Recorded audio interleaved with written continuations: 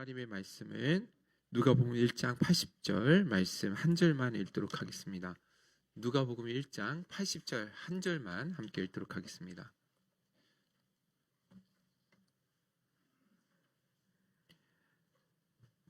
누가복음 1장 80절입니다.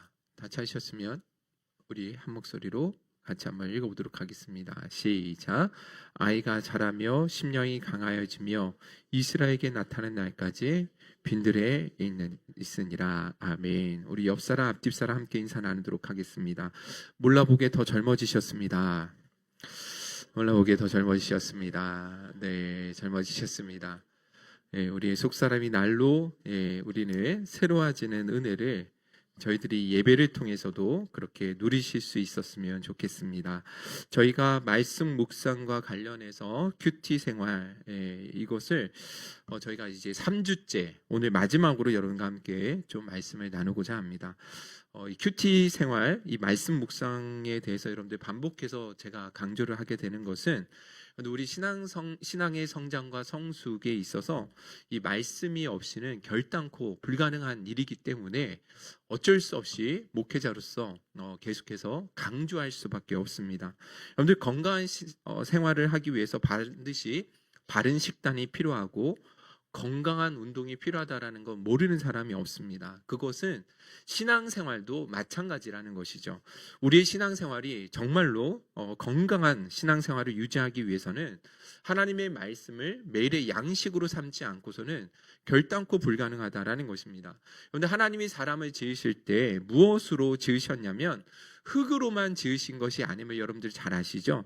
사람을 지으실 때 흙으로 빚어서 만드셨지만 거기에 하나님의 호흡을 불어넣으셔서 사람이 생명이 되게 되었다라는 것입니다. 다시 말해서 사람은 육으로만, 육체의 몸만 가지고 있는 것이 아니라 영혼을 가지고 있는 존재임을 성경은 우리에게 말씀해 주고 있는 것이죠.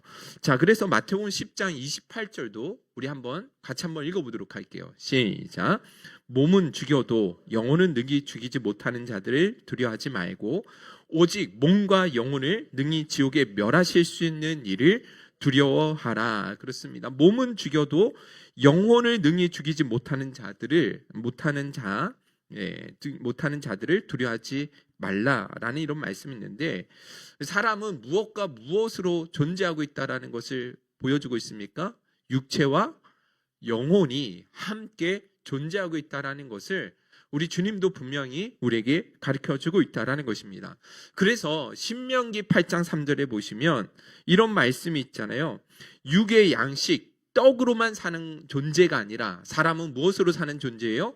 하나님의 입에서 나오는 말씀으로 사는 존재다. 신명기 8장 3절 띄워주시면 참 좋겠는데, 네, 그렇죠.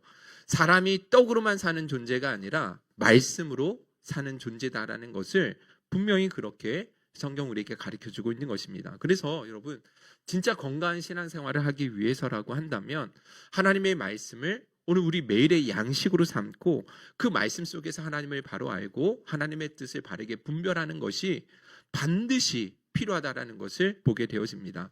더군다나 여러분들 제가 재차 반복해서 강조하고 말씀드렸던 것처럼 오늘 여러분들 우리가 살아가는 이 시대는 갈수록 우리 이 성도들의 개인의 경건 생활을 하지 못하도록 그렇게 불가능하게 만드는 그런 시대를 우리가 살아가고 있다라는 것입니다. 여러분들 조금만 우리가 깊이 생각해 보면 알 수 있는 사실이거든요. 여러분들 한국인들의 스마트폰 평균 사용 시간이 4시간이라고 하는 것은 여러분들 이미 그것이 다 우리에게 말해주고 있는 것이 아니냐는 것입니다. 더군다나 여러분, 많은 사람들이 즐겨보는 이 영상들이 점점 짧아지는 것 알고 계시죠? 더 자극적인 것이 되어진다라는 거 여러분들 잘 알고 계실 것입니다. 여러분들 이와 같은 방식으로 우리가 계속 스마트폰을 사용하다 보면 여러분들 하나님의 말씀을 읽고 묵상하는 일 점점 더 쉬워질까요? 어려워질까요? 어려워진다라는 거예요. 여러분들 우리가 이런 스마트폰 틱톡이나 쇼츠 같은 것들을 보다 보면 여러분들 그 교회에서 이루어지고 있는 말씀 영상, 여러분들 말씀 영상은 보통 몇 분이에요? 우리 교회는 몇 분이죠? 40분이에요. 40분. 여러분들 40분짜리 동영상 설교 들으실 수 있겠어요? 쉽지 않다라는 거예요. 요즘은 4분, 5분도 되게 길다라고 여겨지잖아요. 그러니까 여러분들 우리가 살아가는 이 시대가 개인의 영성 생활을 아예 원천 차단하도록 만드는 그런 사회 구조 속에 살아가고 있는 것을 보게 된다라는 것이죠. 그래서 우리가 반드시 기억해야 될 것은 우리 그리스도인들은 비록 이 땅에 몸을 딛고 살아가고 있지만 우리의 시민권은 어디에 있습니까? 하나님 나라에 있다라는 거예요. 하나님 나라의 시민이고 우리는 하나님의 백성이고 그래서 우리는 육신의 몸은 비록 이 땅에 거하며 살아가고 있다 할지라도 여러분들 우리의 마음만큼은 우리의 가치만큼은 늘 하나님 나라의 가치관을 가지고 하늘을 소망하며 우리는 살아갈 수 있어야 된다라는 것입니다. 그런데 문제는 우리가 살아가는 이 시대가 이러한 것들을 다 망각하게 만드는 것이죠. 우리가 하나님 나라의 시민인 것과 우리 인간의 존재가 육체만 있는 것이 아니라 영혼을 가지고 있고 영적인 양식을 먹어야지만 살아갈 수 있는 존재라는 사실을 자꾸만 잊어버리게 만든다라는 것입니다. 그래서 여러분 우리가 정말로 경각심을 가지고 깨어 있을 수 있어야 된다라는 것이죠. 자, 그런데 문제는 혼자서는 이것을 안다 할지라도 혼자서는 이것을 헤쳐나가기가 쉽지 않다라는 거예요. 그래서 뭐가 필요한 것이냐? 교회 차원에서 함께 결단하고 함께 격려하면서 함께 달려가는 것이 필요하다라는 것입니다. 그렇지 않으면 혼자서 그 문제를 해결해 나가는 게 쉽지 않은 거예요. 그러나 저희가 그래서 우리가 올해 들어가면서 함께 이제 큐티 생활을 시작하게 되었는데 저희가 큐티 생활을 한 지 2주가 되었거든요. 그랬는데 주변에서 좋은 소식들이 정말 많이 들리게 되더라고요. 금요 심야 기도회 때도 제가 잠깐 말씀을 드렸는데 우리 박준서 집사님이요. 우리 찬양 인도하시는 박준서 집사님이 가정에서 그렇게 큐티 생활을 열심히 하고 계신다라는 거예요. 저는 깜짝 놀랐거든요. 우리 박준서 집사님이 그렇게 열심히 하리라고 생각을 못했는데 어쨌든 우리 그 아내 되신 박이슬 집사님께서 가족들이 다 같이 함께 모여서 큐티 생활을 하자고 그래서 아버지하고 어머니하고 그렇게 함께 모여서 큐티 생활을 하고 있다라는 이야기를 들었습니다. 그러면서 그 옆에 우리 그 박 집사님한테 얘기를 들었는데 그 옆에 있는 성민 형제가 자신은 자기 누나가 먼저 와서 큐티를 하자라고 이야기하는 게 너무 기적 같다라는 거예요. 세상에 살면서 이런 일이 있을 수도 있구나라는 것에 자기는 너무 놀랬다라는 이야기를 듣고 저는 이것이 바로 기적의 현장이구나라는 것을 깨달을 수 있었습니다. 죄송하지만 개인의 성명을 불러드려서 죄송하지만 우리 유혜경 집사님께서 이번 주 처음으로 큐티를 해보셨다라는 거예요. 처음 딱 한 번 하셨대요. 목사님께서 그렇게 강조하시고 또 셀 리더 되시는 우리 강요 집사님이 매일마다 하루도 빠지지 않고 큐티를 계속 올려주시니까 그래서 좀 미안한 마음에 한 번이라도 해봐야겠다라고 딱 큐티 책을 펼쳤는데 그날이 하필이면 수요일 본문이에요. 수요일 본문이 어떤 본문이냐면 사가랴가 성령의 충만함을 받아가지고 그 아들 세례 요한이 어떤 사역을 펼치게 될 것인지에 대해서 예언을 해주는 말씀이었거든요. 그 말씀을 분석하려면 목회자도 그 말씀을 제대로 이해하기가 어려운데 하필이면 처음 태어나서 큐티를 해보는 유혜경 집사님이 이 본문을 만났으니 얼마나 어렵겠습니까? 그렇지만 포기하지 않고 우리 사모님하고 또 우리 가은현 세늘리더 집사님께서 하신 것을 프린터해가지고 보면서 자기 나름대로 큐티를 해서 완성을 했는데 그런데 카톡방에 올리는 것은 너무 부끄러운 거예요. 그래서 이 셀 리더님께만 이렇게 카톡을 올려드렸다라는 이야기를 들었는데 그 자체만으로도 이야기를 했는데 너무너무 감사하더라고요. 그리고 여러분들이 더 놀라운 것은요. 저희 아버지께서 큐티를 시작을 하셨어요.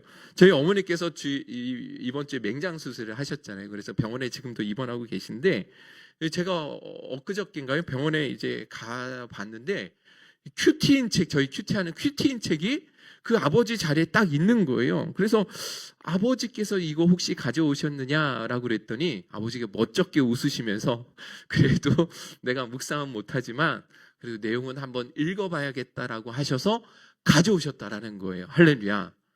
아멘이시죠. 놀라운 변화죠. 그죠?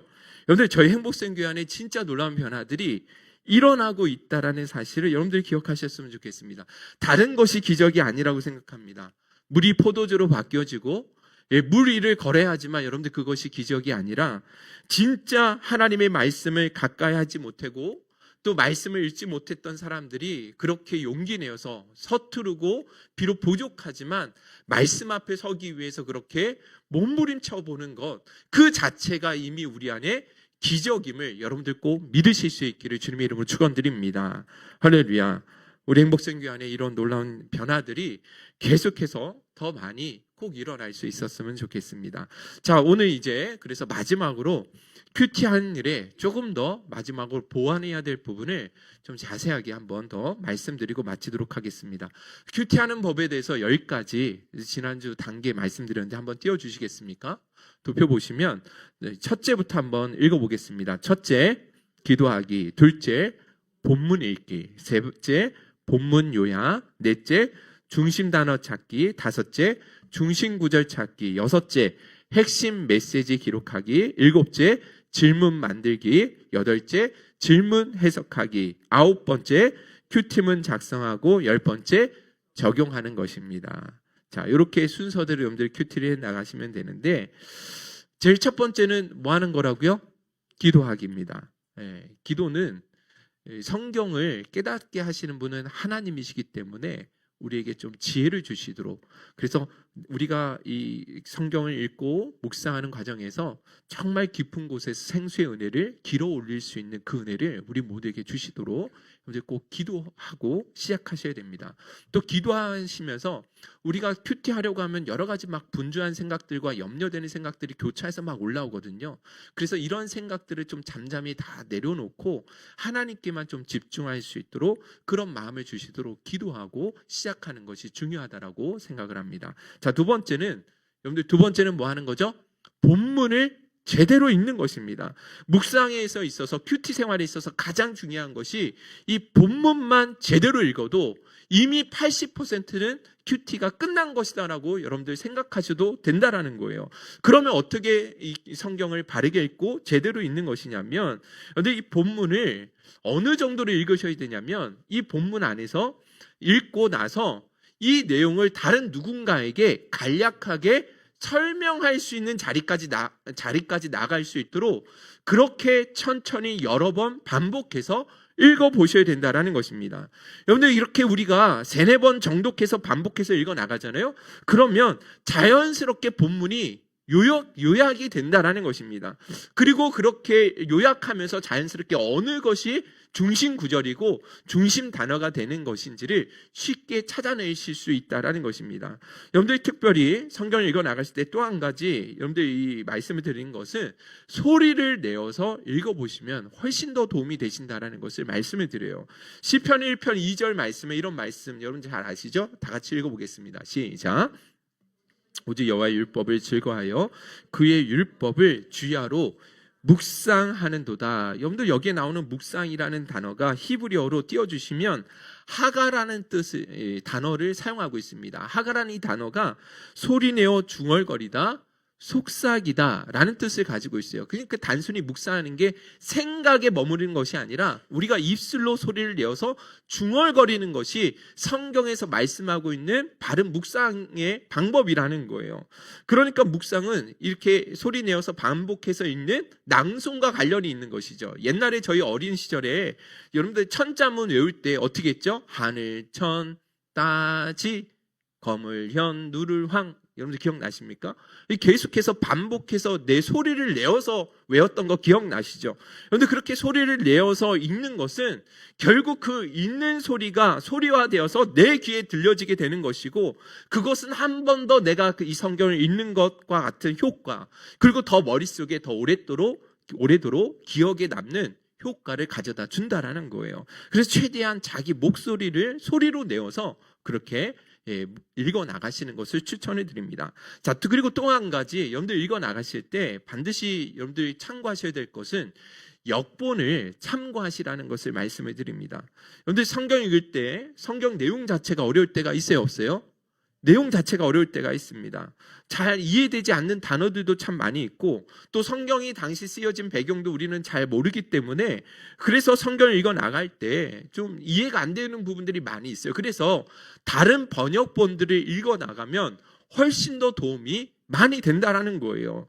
번역본을 함께 읽어놓으면 더 빨리 내용을 쉽게 이해할 수 있고 우리가 미처 알지 못했던 부분들도 발견할 수 있게 되어집니다. 그래서 제가 한 가지 추천해드리는 것은 홀리넷이라는 사이트입니다.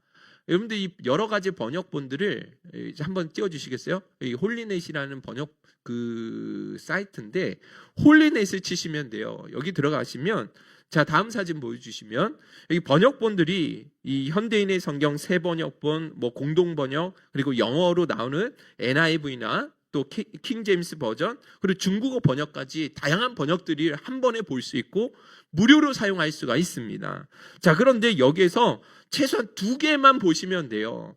물론 영어를 선호하시는 분들은 영어 성경을 읽는 것을 추천해 드리지만 그러나 이 2가지 새 번역본하고 현대인의 성경만 읽어도 훨씬 더 많은 성경을 이해하는 데 도움이 되신다라는 거예요. 여러분들 이 새 번역본은 최대한의 원어를 그대로 살린 거예요. 그래서 여러분들 이 묵상이 정확한 의미가 좀 잘 이해가 되지 않는다, 정확한 의미를 알고 싶다 그러면 새 번역본을 읽어 나가시면 되고, 생소한 단어가 있고 생소한 문장이 있을 때는 현대인의 성경을 읽어 나가시면 되는 거예요. 예를 들어서 오늘 우리가 읽었던 누가복음 1장 80절 말씀이 있잖아요. 여러분들 같이 한번 읽어볼까요? 시작. 아이가 자라며 심령이 강하여지며 이스라엘에게 나타난 날까지 빈들에 있으니라. 우리가 읽은 개역 개정이잖아요. 자, 그런데 빈들에 있다라는 말이 잘 와닿지 않습니다. 자, 그러면 여러분들 이 새 번역본은 더 원문을 제대로 살려서 했는데 이 새 번역본을 읽어보겠습니다. 시작. 아기는 자라서 심령이 굳세어졌다. 그는 이스라엘 백성 앞에 나타난 날까지 어디에서? 광야. 여러분들 빈들하면 여러분들 어떤 생각을 했었죠? 우리가 생각하는 빈들은 어떤 산이나 들판에 그런 빈들을 생각하셨잖아요. 그죠? 근데 그 여기에서 빈들은 광야를 의미하는 것이고 있었다라는 것은 그곳에서 살았다라는 것을 말씀해 주고 있는 것이죠. 그러니까 여러분들 이 번역본만으로도 돌려보면 훨씬 더 다른 시각에서 성경을 본문을 묵상했고 할 수 있고 훨씬 더 쉽게 성경을 이해할 수 있다라는 것을 여러분들한테 말씀을 드립니다. 자, 이렇게 자세하게 정독해서 3-4번 읽어가시면 충분히 여러분들의 말로 이해하고 기록할 수 있을 정도로 여러분들이 그렇게 읽어나가시면 됩니다. 자, 이제 다음으로 해야 될 것이 있습니다. 한번 띄워주시면 4가지가 연결되어져 있는데 셋째는 뭐예요? 본문 요약. 넷째는요, 중심 구절을 찾고, 5째는 중심 단어를 찾고, 그리고 6째는요, 핵심 메시지를 찾는 것입니다. 예. 여러분들 이 4가지는 다시 한번 말씀드리지만 성경을 앞에서 정독해서 바르게 읽어 나가시면 다 해결될 수 있는 부분이라는 것을 말씀을 드려요. 그래서 성경을 여러 번 깊이 정독하지 않으면 이 부분들을 찾아내기가 쉽지 않습니다.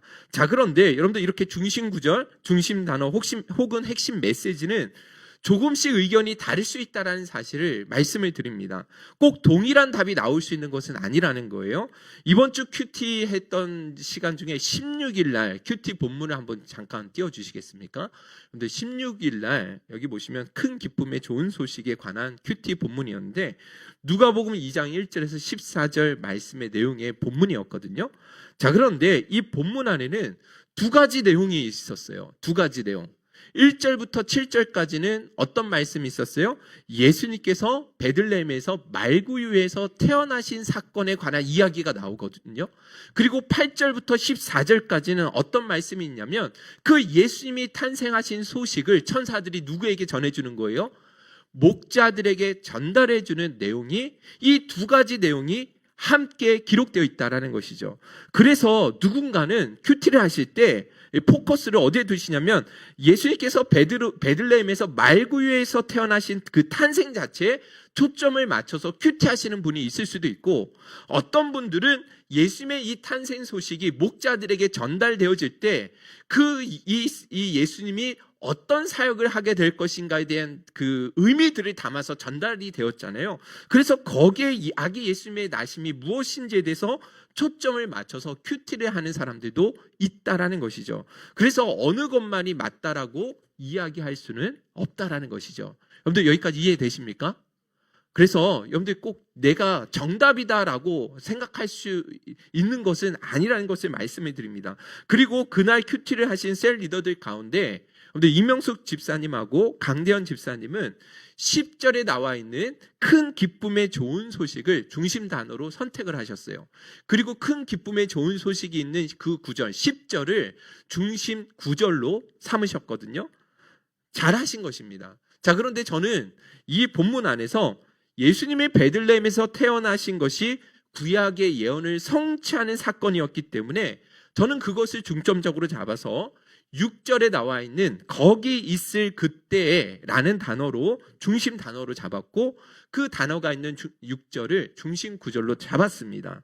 그런데 베들레헴이 한번 띄워주시면 베들레헴의 뜻이 어떤 뜻을 가지고 있냐면 히브리어로 다음 사진 한번 사진 말고요. 베이트 레헴.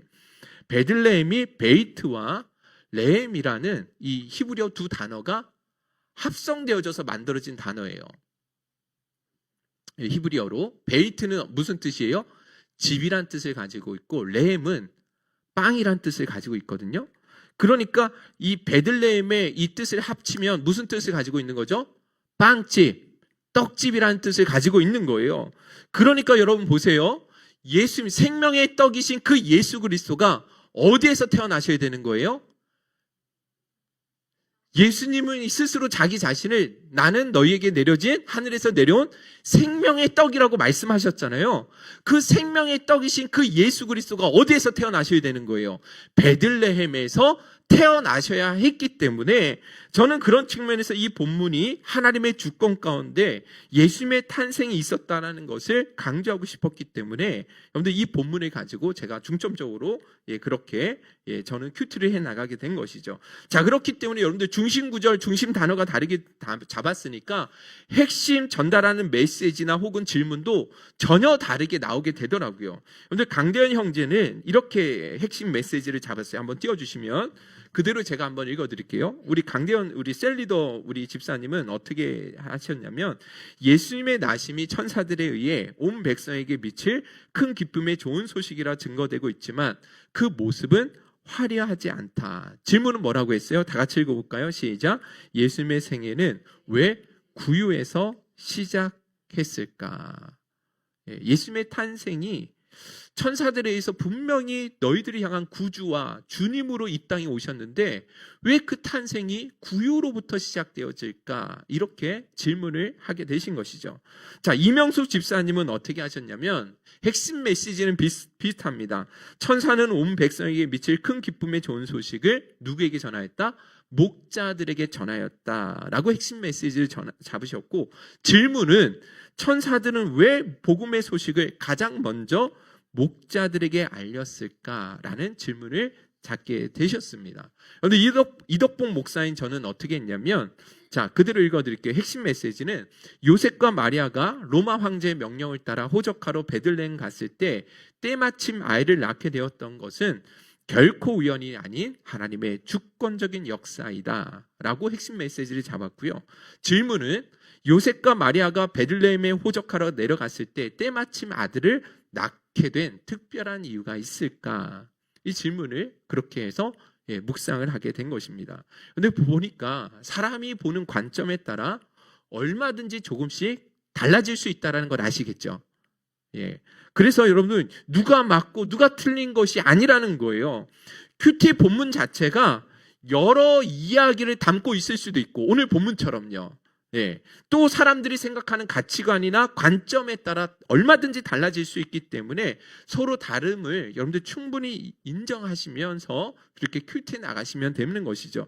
어찌됐든 제가 이 말씀을 드리는 것은 기죽지 말라라고 말씀을 드립니다.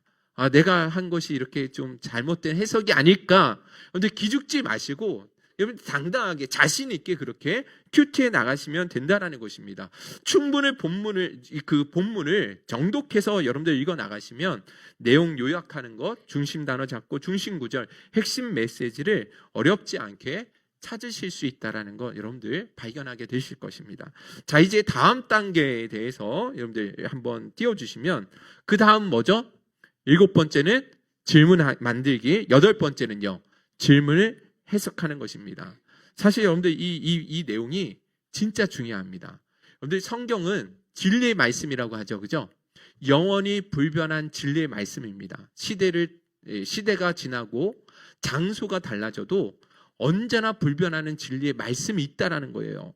자, 그런데 여러분들 그때 그 시대의 사건 속에서 우리는 무엇을 끄집어내야 되냐면 2000년 전의 그 시대의 문화와 지금의 문화 이런 배경이 너무 다르다라는 거예요. 그렇지만 변하지 않는 진리의 말씀은 있거든요. 그래서 여러분들 질문을 만들고 질문에 답을 하는 것은 그 시대의 그 예수님 시대, 성경이 기록된 그 시대 속에서 영원히 변하지 않는 그 진리의 말씀을 길어내는 작업이 바로 질문을 만들고 질문을 해석하는 작업이라고 생각하시면 돼요. 제가 다음에 한 번 더 이 부분에 대해서는 기회가 있으면 꼭 말씀을 드릴 터인데, 한 가지 예를 들어보면 여러분들 예수님이 세족하시는 내용에 대해서 여러분들 잘 알고 계시죠? 제자들의 발을 씻겨주셨던 거 잘 아시죠? 자, 그런데 여러분들 어떤 사람이 예수님께서 제자들의 발을 씻어주시는 것을 딱 묵상을 했어요. 그래서 어떤 결단을 하느냐, 나도 사람들의 발을 씻어줘야겠다. 그래서 저녁에 집에 퇴근해가지고 우리 아내하고 우리 자녀들 다 불러다가 발을 씻겨주는 거예요. 나도 그렇게 예수님처럼 본받는 삶을 살아야겠다. 여러분들 이게 제대로 맞는 거예요? 틀린 거예요? 틀리죠. 여러분들 이거는 이렇게 본문을 해석하고 적용하는 것은 잘못됐다라는 거예요. 여러분들 이 당시에 여러분들 그 발을 씻기는 것은 시대적인 배경을 정확하게 알아야 돼요. 여러분들 우리 시대는 발을 누군가가 씻겨준다라는 건 부끄러워하잖아요. 다른 사람이 내 발을 씻겨주는 거 되게 부끄럽고 창피하잖아요. 그런데 여러분들 예수님 시대에는 이게 일상이었던 거예요. 누군가가 집에 손님이 오면요, 여러분들 그 팔레스타인 땅에는 당시에는 이런 신발이 없잖아요. 뭘 신고 다녔어요? 샌들 같은 것을 신고 다녔단 말이에요. 그러니까 그 발이 냄새나고 더러울까 안 더러울까요? 당연히 더럽겠죠. 그래서 손님이 집에 오면 반드시 뭘 해야 돼요? 발을 닦아야 돼요. 근데 그 발을 닦아주는 사람은 가장 천한 하인 중에서도 계급이 가장 낮은 하인이나 이 발을 닦아주는 거예요. 물을 가져와서 발을 닦아주는 일이 너무나 보편적이고 일상적인 일이었다라는 것입니다. 그런데 예수님이 뭐 하시는 거예요? 그런 일을 예수님께서 제자들의 몸소 발을 닦아주셨다라는 것이죠. 거기에서 여러분들 무엇을 발견하셔야 되냐면, 예수님은 정말로 이렇게 낮은 마음으로 제자들의 발을 씻겨주신 것은 무엇일까? 무엇 때문일까? 그렇게 하찮은 그 하인들이나 하는 그 일을 왜 예수님이 해주셨을까? 거기에 보면 예수님 뭐라고 말씀하세요? 내가 주와 선생이 되었지만 너희들도 나처럼 본받는 삶을 살게 하시기 위해서 그렇게 몸소 본을 보여주셨다라고 이야기하셨잖아요. 그러면 거기에서 우리는 무엇을 길어낼 수 있어야 되냐면, 진짜 예수님이 주와 선생이 되셨지만 정말 겸손한 마음으로 다른 사람들을 섬겨주시는 삶을 살아가셨구나. 이 말씀은 지금도 변하지 않는 영원한 진리요 보편적인 진리의 말씀이 되는 것입니다. 그것을 길어내는 작업이 질문이고 질문을 해석하는 그런 작업이라는 사실을 여러분들 기억하셔야 되는 것이죠. 자, 그래서 여러분들 이 질문을 정말 잘 만드셔야 되는데, 질문을 만드는 것은 어려운 것은 아닙니다. 성경에 나와 있는 그 본문을 가지고 그냥 질문을 던지시면 되는 거예요. 예를 들어서 우리 대현 집사님은 뭐라고 했죠? 왜 예수님이 구유에 태어나셔야 했는가? 예수님은 만왕의 왕이시고 세상을 구원하시기 위한 구주로 오셨는데 왜 그 첫 시작이 구유에서 시작되었는가? 그냥 그 성경에 있는 것을 그대로 질문을 던지시면 되는 거예요. 우리 이명수 집사님 말씀하셨던 질문은 뭐였습니까? 왜 예수님의 탄생 소식이 목자들에게 전해졌을까? 당시에 가장 천대받고 가난했던 무명의 목자들에게 이 소식이 제일 먼저 전해졌다라는 것은 무슨 의미가 있을까? 그냥 그 본문, 내가 중심구절이라고 생각하는 그 본문을 그대로 질문을 던지시면 되는 것입니다. 여러분들 우리 수요일 날에 요한이 빈들에 있었다라는 말씀이 아까 나눴잖아요. 80절 다시 한번 띄워주시겠어요? 80절 읽어보겠습니다. 시작. 아이가 자라며 강하여지며 이스라엘에게 나타난 날까지 빈들에 있으니라. 여러분들 이 본문을 가지고 우리 유혜연 집사님께서는 그날 중심 단어와 중심 구절을 이 본문을 정하셨어요. 그 사가랴가 예언했던 그 내용에 초점을 맞추지 않고 이 본문의 중심 단어와 중심 구절을 삼으셨거든요. 그리고 질문을 뭐라고 던지셨냐면 왜 성경은 세례 요한이 빈들에 머물렀다라는 내용을 언급하였을까? 무슨 의미였을까? 빈들에 머무는 세례 요한은 어떻게 해서 심령이 강해질 수 있었을까?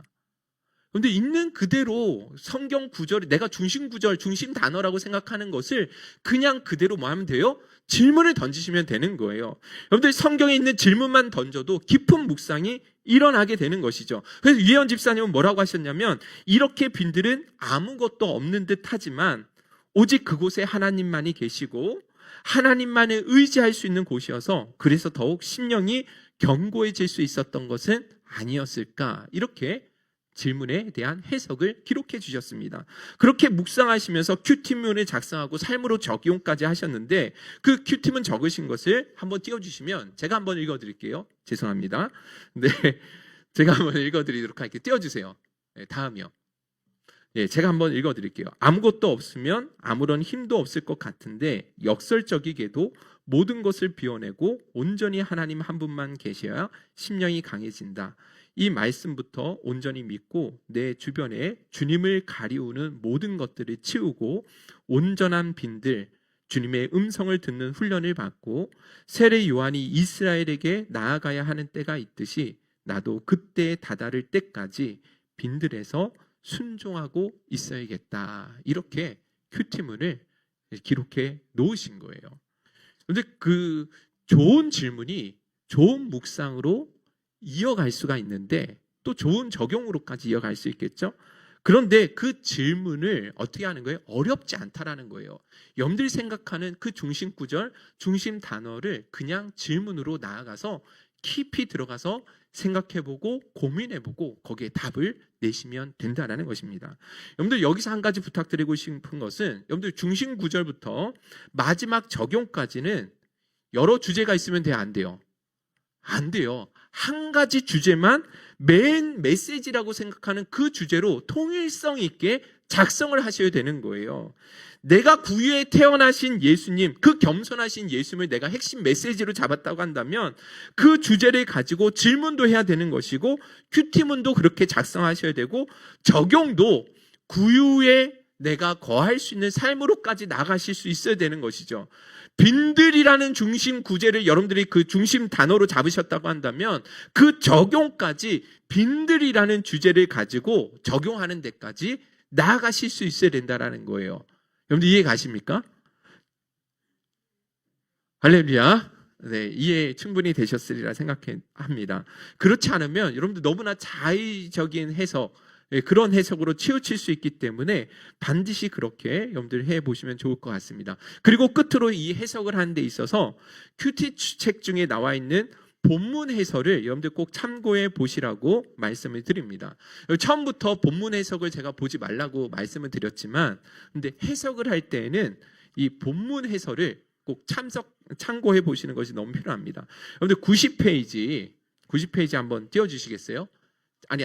예, 이번 주 본문이었는데 제가 한번 읽어드리도록 할게요. 여기 본문 해설에 이런 내용이 있어요. 다 호적하라 하였으니 목요일 본문이었죠. 누가복음 2장 1절 2절에 이렇게 해설이 나와 있는데 가이사 아구스도는 로마 원로원으로부터 아우구스투스 즉 존엄한 자라는 칭호를 받은 로마의 초대 황제입니다. 그가 호적을 명령한 것은 세금 징수와 통치 강화를 위함이었습니다. 하나님은 세상 권력에 의한 질서조차 말씀을 성취하게 하시는 데 사용하십니다. 호적 명령을 통해 하나님은 베들레헴에서 메시아가 태어날 것이라는 구약의 예언이 이루어지게 하십니다. 미가서 5장 2절 말씀이죠. 세상은 사람이 다스리는 듯 보이지만 실상은 하나님이 통치하십니다. 라고 이렇게 해설이 되어 있어요. 여러분들 우리가 이 해설을 보지 않았다고 한다면 이 여기에 나오는 아구스도가 어떤 사람인지 몰랐을 거예요. 그리고 호적을 명령을 한 이유에 대해서도 우리는 그것을 몰랐을 거라는 것이죠. 더 나아가서 여러분들 이 메시아가 베들레헴에서 태어날 것이라는 그 미가서의 예언이 있다라는 것 여러분들 우리는 잘 모르잖아요. 근데 어디에 나와 있어요? 해설에 자세하게 기록되어 있다라는 것입니다. 여러분들 이와 같은 해석을 보니까 아구스도 황제의 명령이 우연이 아니라 구약에 약속된 그 예언의 말씀을 성취하기 위해서 누가 일하신 거예요? 하나님이 일하셨던 거예요. 우연이 아니라 하나님 편에서 보면 하나님의 필연이었다라는 것이죠. 구약의 예언을 성취하게 하시고 하나님의 구속 역사를 이루어 가시기 위해서 반드시 필요했던 일이고, 그래서 로마 황제 역시도 하나님의 뜻을 이루는 도구로 사용되어졌다라는 것을 이 본문 해설을 통해서 우리는 깨달을 수 있게 되는 것이죠. 그래서 제가 이 말씀을 더 깊이 묵상하고 적용까지 하게 되었는데, 오늘 우리가 살아가는 이 세상에 일어나는 사회, 정치, 경제의 수많은 사건, 사고들은 결코 우연이 아니라 하나님의 필연인 것이고, 그래서 세상에서 가장 부유하고 권력을 가진 자라 할지라도 결국 그는 하나님 나라의 관점에서 보면 하나님의 뜻을 이루는 도구에 불과하다라는 것을 우리는 알게 되는 것이죠. 그렇다면 여러분, 적용이 어디까지 나갈 수 있냐면, 오늘 현재 일어나는 미국의 대통령이 곧 있으면 취임식을 하잖아요. 지금 우리나라에 일어나고 있는 여러 가지 많은 너무나 혼란한 일들이 있지 않습니까? 여러분들, 이런 일에 있을 때 우리 그리스도인은 뭐 해야 되냐면, 역사의 주인은 세상 권력자들이 아니다. 누구시다? 하나님이시라는 것을 볼 수 있는 시간을 가져야 되는 거예요. 하나님께서 왜 이런 역사 가운데 이런 상황들을 주셨고, 그렇다면 거기에서 우리 그리스도인들이 취해야 할 행동은 무엇인지를 발견해 나갈 수 있어야 되는 것이죠. 할렐루야. 이런 식으로 여러분들 큐티와 묵상을 삶으로까지 적용해, 깊이 있게 적용해 나가시면 여러분 더 깊은 묵상으로 여러분들 그렇게 나아가게 되실 줄로 믿습니다. 할렐루야. 예, 어렵지만 다시 한번 용기 내셔서 그렇게 꼭 실천해 보실 수 있기를 간절히 소원합니다. 이제 마지막으로 이제 전체 내용은 말씀을 드렸고, 덧붙여서 간략하게 몇 가지만 더 권면의 말씀을 드리면, 첫째입니다. 같이 한번 읽어보겠습니다. 시작. 첫째, 장소를 정해 놓아야 합니다. 예, 규칙적인 시간과 장소. 제가 지난 시간에는 미처 말씀을 못 드렸는데, 제가 이번 주에 큐티와 관련한 자료를 많이 찾다 보니까 큐티가 습관이 되기 위해서 반드시 필요한 가장 중요한 것이 정해진 시간과 정해진 장소를 반드시 구별해 놔야 된다라고 기록되고 있더라고요. 고든 맥도날드라는 사람이 있는데 큐티의 성공 3대 열쇠를 뭐라고 했냐면, 띄워주시면, 안전한 장소, 안식의 시간, 특별한 친구들, 나눔할 수 있는 친구들까지 있어야지만, 그래야지만 큐티가 더 잘 되어질 수 있다라는 것이죠. 근데 앞서 두 가지, 안전한 장소 그리고 안식의 시간이 필요하다라는 거예요. 정해진 장소, 정해진 시간에 행하는 것이 말씀 묵상이 우리 삶의 일상이 되기 위해서 반드시 필요한 요소임을 여러분들이 기억하셔야 된다라는 거예요. 그리고 여러분들 아무리 바쁘고 분주하다 할지라도 하나님을 위해서 여러분들의 삶의 빈 공간을 여러분들 꼭 비워두셔야 된다라는 거예요. 하루 중에 가장 조용한 시간, 조용한 장소에서 하나님을 만날 준비를 여러분들 꼭 해보셔야 된다라는 거예요.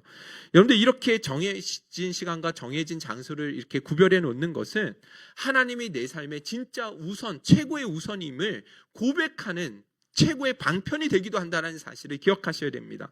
우리가 입술로는 하나님이 나의 전부이십니다라고 고백하지만 이것이 단순한 립 서비스가 되지 않고 진짜 내 삶에 하나님이 최고의 중심이 되는 삶을 살기 위해서라면 여러분들이 정해진 시간과 정해진 장소에서 하나님의 말씀을 경건하게 듣기 위한 그 자리가 반드시 필요하다는 사실을 기억하셨으면 좋겠어요. 할렐루야. 두 번째는 뭘 멀리 해야 된다? 예, 스마트폰을 멀리 하셔야 됩니다. 여러분들 이 부분은 경각심을 가지고 여러분들 꼭 결단을 하셔야 되는데, 이게 만만한 게 아닙니다. 우리 신앙생활의 가장 큰 적이 되는 존재가 여러분들 무엇인지를 한번 잘 깊이 고민해 보셔야 돼요. 자기 전에 늘 스마트폰을 보다 자고, 일어나면 자동적으로 스마트폰을 찾게 되고, 화장실에 가면서 자동적으로 스마트폰을 가지고 가게 되는 이런 모습이 있다고 한다면, 여러분들 우리 신앙생활에 얼마나 큰 독이 되고 있는지를 여러분들 진짜 깊이 직면할 수 있어야 되고 자각하실 수 있어야 된다라는 거예요.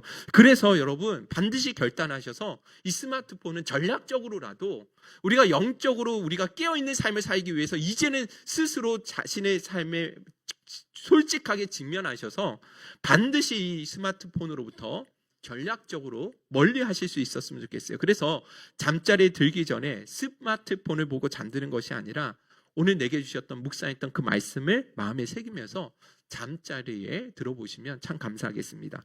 자, 세 번째입니다. 세 번째 같이 한번 읽어볼게요. 셋째 시작. 큐티 다음날 본문을 저녁 시간에 미리 하게 되는 것입니다. 여러분들 아침에 큐티 하기가 너무 어려워요. 직장인들 큐티 하기 쉽습니까? 어렵습니까? 어렵죠. 아침에는 불가능해요. 직장에서도 하기 어렵잖아요. 그래서 언제 하는 게 좋아요? 저녁에, 식사 후에 저녁 시간에 하는 것이 가장 지금 우리 상황에서 맞는 것 같아요. 물론 아침에 하는 게 제일 좋습니다. 여러분들 직장 생활 안 다니시는 분들은 아침에 하세요. 오전에 하세요. 그러나 직장 생활 하시는 분들은 저녁에 하시되 언제 거를 미리 하는 거예요? 다음 날 거를 미리 해보시라는 거예요. 아마 박준채 집사님 가정, 김경란 집사님 가정이 그렇게 하고 행하고 있는 걸로 알고 있거든요. 그래서 전날에 다음 날 거를 하고, 그래서 이 큐티 하는 내용대로 기록을 해놓은 상태에서 아침에 그것을 올리고 한 번 더 보면서 어제 내가 묵상했던 것을 오늘 살면서 그냥 반추해보는 그런 시간을 가지면 하루 종일 말씀을 묵상하게 되는 좋은 이점이 생기게 되는 것이 아닌가 생각되어집니다. 자, 마지막입니다. 넷째입니다. 시작. 다른 사람과 비교될 것을 염려하지 말아야 합니다. 여러분들 아까도 말씀드렸지만 많은 분들이 큐티를 했음에도 불구하고 큐티 여러분들 셀 카톡방에 올리지 못하신 분들이 한 90%는 되시는 것 같아요. 얘기를 들어보니까 혹여라도 내가 틀린 것이 있으면 어떡하나, 다른 사람들에 비해서 내용이 너무 부실하면 어떡하나, 이런 걱정 때문에 올리지 못하시는 분들이 계신데 처음부터 잘할 수가 없거든요. 다시 한번 부탁드립니다. 여러분들 처음부터 절대로 잘하는 게 아니에요. 이 조금씩 우리가 훈련하다 보면 곧 익숙해질 것이고 더 깊은 성숙한 묵상으로 분명히 나갈 수 있다라고 저는 확신하거든요. 우리 찬이가 올해 7살이 됐다라고 지난주 말씀드렸는데 글씨를 혼자서 읽고 쓰는 연습을 요즘 많이 하고 있어요. 그런데 처음부터 잘할 수가 없겠죠. 사진 한번 잠깐 보여드리면 우리 찬이 글씨가 이래요. 한번 띄워주시겠어요? 이게 뭔지 아세요? 사탕입니다. 다음 글씨는요. 이게 뭘까요? 빵이에요. 빵이 빵 같지 않잖아요. 그죠? 근데도 자기 나름대로는 빵이라고 이렇게 계속 열심히 연습을 하고 있어요. 그 다음은요. 자기 이름은 그래도 좀 잘 쓰는 것 같아요. 이찬은 많이 써봤기 때문에 그래도 이찬은 비슷하게 잘 쓰고 있지 않습니까? 그런데 이제는 계속해서 우리 찬이가 조금씩 늘다 보면 이제 조금 더 문장도 자기가 쓸 수 있고 덧셈 뺄셈도 하게 될 거고 조금씩 실력이 자라나게 될 거라는 것입니다. 저는 큐티도 처음부터 잘할 수 있는 게 아니에요. 이 큐티의 본문에 내가 시작했다라는 그 자체가 이미 너무너무 잘하신 거예요. 그래서 여러분들 부족한 부분이 있다 할지라도 또 사람마다 보는 관점이 다르기 때문에 자신 있게 여러분들 기록하셔서 글을 꼭 올려주셨으면 좋겠습니다. 여러분들 큐티방에 올리시라고 제가 부탁을 드리는 것은 서로가 서로에게 도전을 주고 서로에게 힘을 불어주기 위해서 제가 말씀을 드리는 거예요. 그런데 제가 우리 서리 집사님들한테 부탁했던 게 뭐였냐면 그 교회 어떤 행사나 말씀 집회 있을 때 다른 거 필요 없고 그냥 참여만 해주셨으면 좋겠다. 참여만이라도 꼭 해주셨으면 좋겠습니다 라고 부탁을 드렸습니다. 앞에서 열심히 하지 않으셔도 좋습니다. 그냥 참여만 해주시는 것만으로도 앞장서서 일하는 사람들에게 너무나 큰 힘이 됩니다 라고 말씀을 부탁을 드렸거든요. 우리 셀 리더들도 마찬가지예요. 우리 셀 리더들 한번 생각해 보세요. 그렇지 않습니까? 제가 올해 셀 리더 모임을 계속하고 있는데 제가 계속 부탁을 드렸습니다. 올해 저의 목회자의 소원은 우리 행복생교회가 올 한 해 진짜 말씀의 사람, 말씀 묵상하는 교회가 되길 소원합니다. 이건 제 소원입니다. 이렇게 계속 부탁을 드렸어요. 그래서 그러기 위해서 우리 셀 리더들이 반드시 본이 되셔야 됩니다. 여러분들 기쁜 마음으로 여러분들이 자발적으로 열심히 하지 아니하시면 셀 리더들이 결코 따라오실 수가 없거든요. 그래서 여러분들 이 셀 리더들이 조금 더 헌신해 주셨으면 좋겠다라고 부탁을 드렸어요. 그랬더니 여러분들 셀 리더들이 열심히 하세요, 안 하세요? 엄청 열심히 하시죠? 여러분들 셀 리더들이 거의 매일 빠지지 않고 큐티를 올리시잖아요. 자, 그런데 여러분들 셀 리더들이라고 왜 힘들지 않으시겠어요?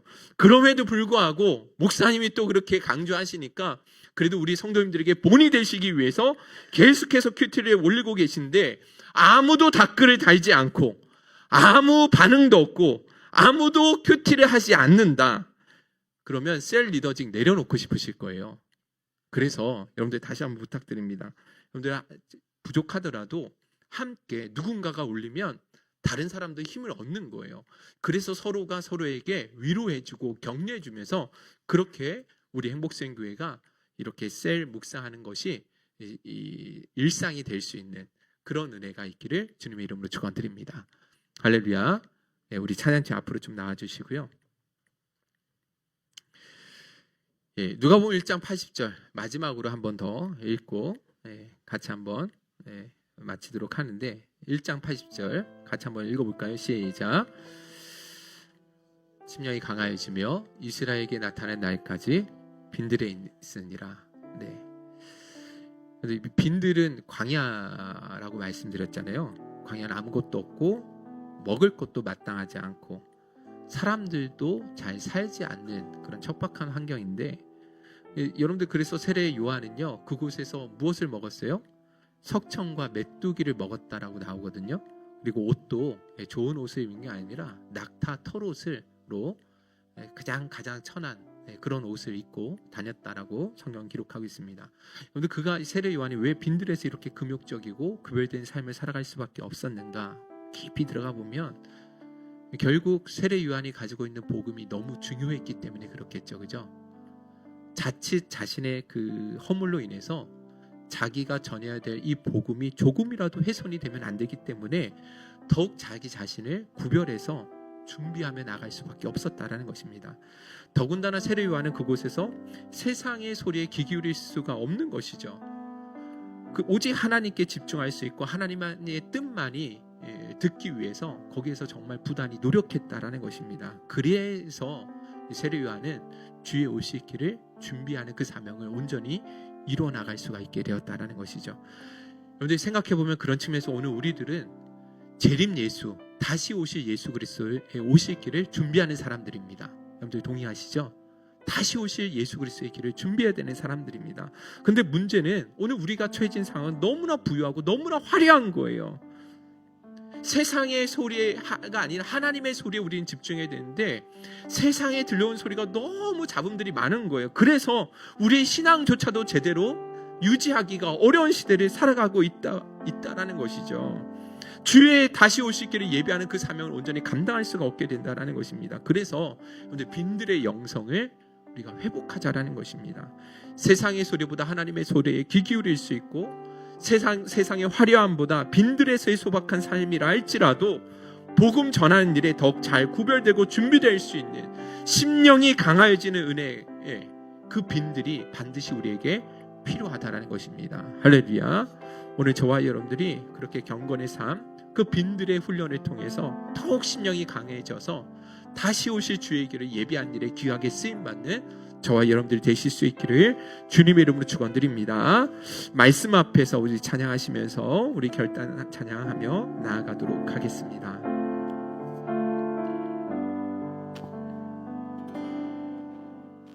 말씀 앞에서 경배함으로 주께 홀로 섭니다. 생명의 말씀 읽고 순종해 주를 예배합니다. 기록된 말씀 힘이 있어서 진리로 우리 거룩해 하며 거룩한 말씀 세세 영원히 복음이 되어 말씀하시네. 하나님 말씀에 두려워 떠는 자, 그 말씀에 생명을 거는 자 한 사람 찾으시니 주님의 약속을 믿어 하나님 말씀에 운명을 거는 자 순종하며 주 따라가는 자 영원한 하나님 나라 이뤄갈 주의 교회여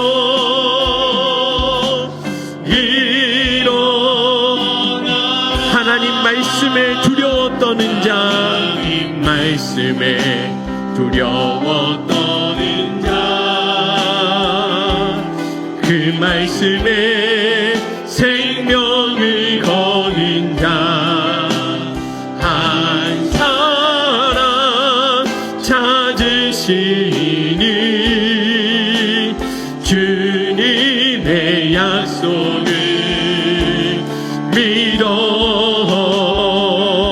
하나님 말씀에 명을 거는 자 순종하며 주 따라가는 자 영원한 하나님 나라 이뤄갈 주의 교회여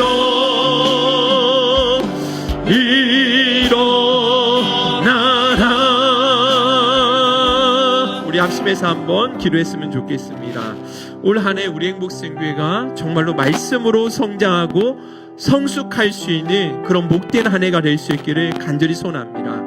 오늘 우리가 찬양한 대로 하나님의 말씀 앞에 진짜 우리의 운명을 걸어보고 우리의 생명을 걸어볼 수 있는 그런 용기가 여러분들에게 있었으면 좋겠습니다. 그렇게 우리가 하나님의 말씀에 우리의 삶을 걸었을 때 6개월이 지나고 1년이 지났을 때 우리의 삶이 우리 교회가 어떻게 변화되어져 있고 어떤 놀라운 변화들이 나타나는지를 우리 다시 한번 기대하며 나아가 보자라는 것입니다. 오늘 주신 말씀 붙들고 우리 하나님 앞에 나아갈 때 하나님 우리에게 빈들의 영성을 허락하여 주옵소서. 하나님의 말씀을 가장 귀하게 여기고 하나님의 삶을 우리 삶의 최고의 가치로 목임치며 살아갈 수 있는 삶이 되가여 주옵소서. 그래서 날마다 심령이 강하여지고 말씀으로 흥확해 되어지는 그 복된 은혜를 누릴 수 있도록 주여 도와 주시옵소서. 우리 주여 한번 부르신 후에 간절하게 기도하며 나갔으면 좋겠습니다. 주여.